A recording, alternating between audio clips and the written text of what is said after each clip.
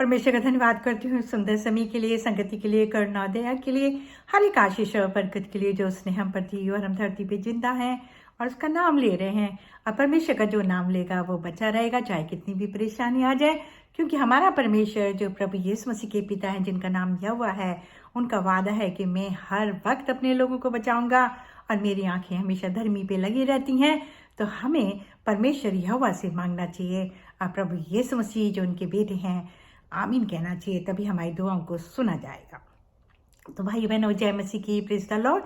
जागते रहिए, प्रार्थना करते रहिए, परमेश्वर के वचनों को चारों तरफ फैलाइए, तो आप आशीष पा सकते हैं, उसके बेटे और बेटी बन सकते हैं। तो आज हम बात करेंगे पहला शमूएल उसका 17वां अध्याय और 12 पद से। जब हम यहाँ पर पढ़ते हैं तो 3 राजाओं के बारे में लिखा है जो परमेश्वर ने चुना। जो हन्ना का बेटा शमूएल था, उन्होंने ही इन तीनों राजाओं का अभिषेक किया। और दाऊद को तो बचपन में ही चुन लिया था परमेश्वर ने, जब 14-15 साल का था।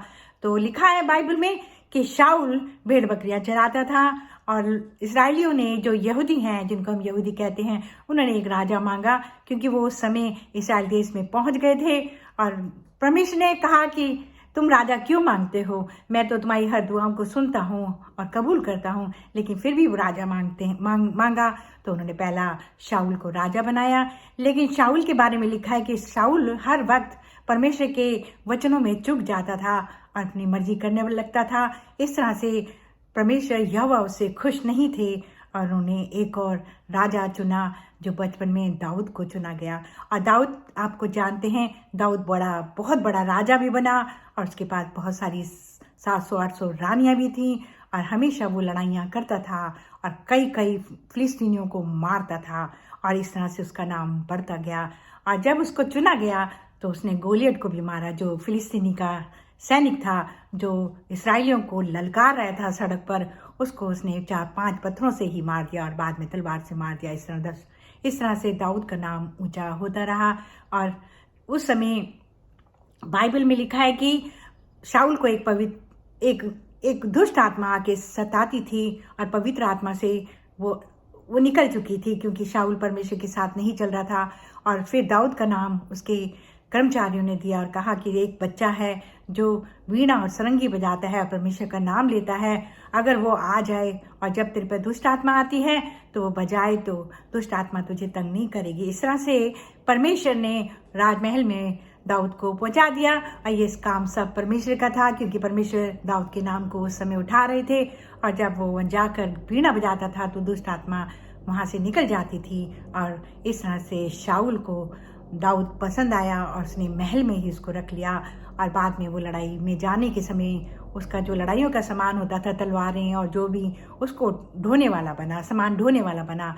लेकिन शाऊल ने देखा कि ये तो पवित्र आत्मा से भरा हुआ है, परमेश्वर इसके साथ है, इसने गोलियत को भी मारा है और ये भेड़ बकरी चराने वाला इतनी ताकतवर कैसे हो गया है। तो उसने कहा कि तू मेरे साथ लड़ा कर जब मैं लड़ाई में जाता हूँ। अब जब लड़ाई में लड़ने लगा तो शाऊल तो 1000 लोग मारता था और दाऊद बताते हैं 10-10 हजार लोग मार के आता था। और जब वो रथों से उतर के नीचे आता था और सब जो इस्राएल की औरतें थी उसके बहुत बड़ा स्वागत करती थी और वीणा और सरंगी बजाकर उसका स्वागत करा जाता था। और इस्राएल की औरतें और जितने भी वहाँ पे लोग थे वो कहते थे कि शाऊल ने तो 1000 लोग मारे हैं और दाऊद ने तो 10-10 हजार लोग भी मारे हैं। इस तरह से दाऊद का नाम बढ़ता गया और सारे इस्राएली जो थे ये बातें उसकी परमेश्वर की महिमा के लिए कर रहे थे, क्योंकि वो जानते थे कि दाऊद के पास पवित्र आत्मा है। और बाकी बातें आप परमेश्वर के वचन में से पढ़ सकते हैं। लेकिन दाऊद का साम्राज्य सबसे बड़ा था, क्योंकि उसमें एक बड़ी खासियत थी कि वो परमेश्वर के नाम के सिवा किसी पे भरोसा नहीं रखता था और पहले नाम लेता था और फिर वो कहीं जाता था। इस तरह से उसको जीत मिलती थी। वो कभी भी लड़ाई में से नहीं भागा, बल्कि परमेश्वर से कहता था कि मैं लड़ूं या ना लड़ूं, तो परमेश्वर कहते थे जा तू लड़, मैं तेरे साथ हूँ। इस तरह से वो जीतता गया और उसने बहुत सारी लड़ाइयों में फिलिस्तीनियों को मारा। अब देखा जब शाऊल ने कि पवित्र आत्मा तो इसके अंदर है, मेरे पास नहीं है, तो वो डरने लगा, कहने लगा कि मेरा तो साम्राज्य सारा ये ले लेगा और परमेश्वर इसका नाम ऊंचा उठा रहे हैं, और वो उसको मारने लगा।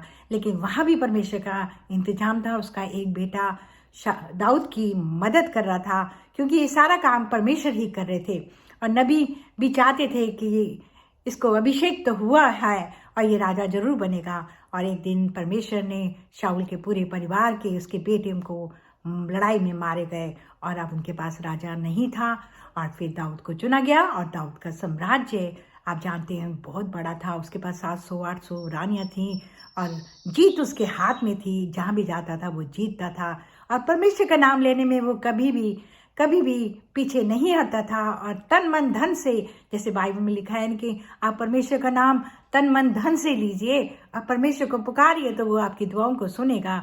इस तरह से दाऊद बढ़ता गया और बाद में तीसरा राजा उसका बेटा सुलेमान बना और सुलेमान के पास सब कुछ दिया गया, यहाँ तक कि उसको धन दौलत, उसकी दासियां भी उसकी पत्नियां थीं और बहुत सारी रानियां उसके पास थीं जैसे पिता के पास थी।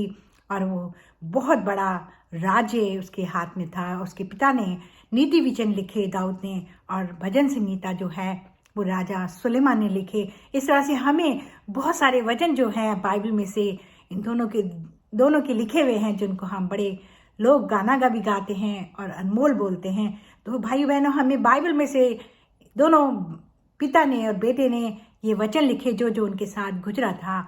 और आप जानते हैं कि बाइबल में लिखा गया है कि प्रभु यीशु मसीह भी दाऊद के ही वंश में से थे, और क्योंकि उनके पिता का नाम यूसुफ था और परमेश्वर को इस्राएल के लिए एक बलि चढ़ानी पड़ी जो प्रभु यीशु मसीह की थी, और जिसम बनाया और प्रभु यीशु मसीह ने दुख उठाकर सूली पर चढ़े और परमेश्वर के नाम की महिमा करी।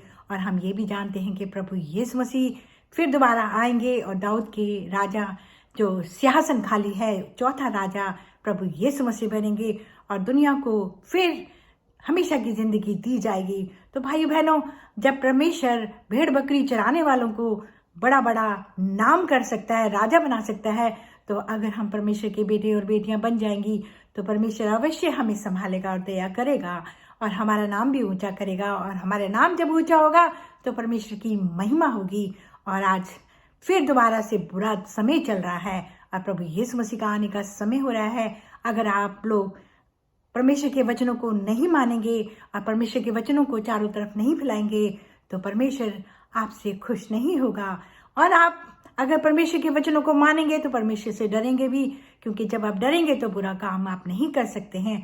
तो भाई बहनों, अपने बच्चों को इतिहास की बातें बताइए। जैसे आज इस्राएल में हमेशा इन बातों को याद रखते हैं, वैसे ही हमें भी याद रखना है कि परमेश्वर ने अपने बेटे को कुर्बान किया हमारे लिए, ताकि हम नजात पा सकें और हमेशा की जिंदगी पा सकें।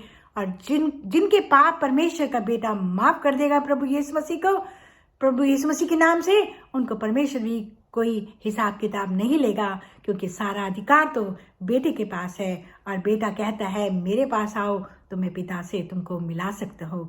तो भाई बहनों, आप सब कुछ पा सकते हैं अगर परमेश्वर का नाम लेंगे। हर बीमारी से दूर हो सकते हैं, आपको कभी किसी से मांगना नहीं पड़ेगा, क्योंकि परमेश्वर के वचन कहते हैं कि धर्मी कभी मांगता नहीं, वो दूसरों को रोटी खिलाता है और धर्मी का इंतजाम परमेश्वर करता है। तो आप कमाएंगे भी नहीं तब भी आप रोटी खाएंगे। और अगर परमेश्वर का नाम ले लीजिए और बच्चों को बताइए कि बुराई का फल बुराई ही होता है और बुराई करने वालों को नरक में डाला जाएगा, अच्छे लोगों को स्वर्ग में पहुंचाया जाएगा। परमेश्वर के पास जो स्वर्ग में जाएगा वो कोई आम आदमी नहीं होगा, वही होगा जो जिसको वो चुनेगा, उसका बेटा। तो भाई बहनों, द्वार तो आज खुला हुआ है, अनुग्रह भी परमेश्वर के पुत्र के द्वारा है। अगर हम सब नहीं सुधरे और नहीं आगे, हमने परमेश्वर के वचनों को नहीं माना, तो हम भी शाऊल की तरह मारे जाएंगे और कोई हमें बचाने वाला नहीं होगा। और हमारा धन दौलत, सोना चांदी, ये सब हमें परमेश्वर के राज्य में शामिल नहीं कर सकती हैं, क्योंकि हमारे अच्छे काम ही शामिल कर सकते हैं। तो अपने अंदर से इस हर बुराई को दूर करिए, पश्चाताप करिए, परमेश्वर के सामने मानिए और कहिए कि मुझ पर दया कर, तब दया कर दी जाएगी। और एक बात और बाइबल में लिखी है कि हे परमेश्वर, मुझे बचा तब मैं बच जाऊंगा, मेरी रक्षा कर तब मेरी रक्षा हो जाएगी, क्योंकि मैं हमेशा तेरा नाम लेता हूँ। और ये निर्गमन में आप पढ़ सकते हैं। तो भाई बहनों, बहुत सारे परमेश्वर के वादे हैं, जो उन वादों को परमेश्वर खुद पूरा करते हैं और अपने बेटे को भी उन्होंने अधिकार दिया है। तो आप जागिए, प्रार्थना करिए, परमेश्वर को पुकारिए, तो दया आप पर करी जाएगी। तो प्रभु यीशु मसीह के नाम से मांगती हूँ, आमीन। जय मसीह की, प्रेज द लॉर्ड।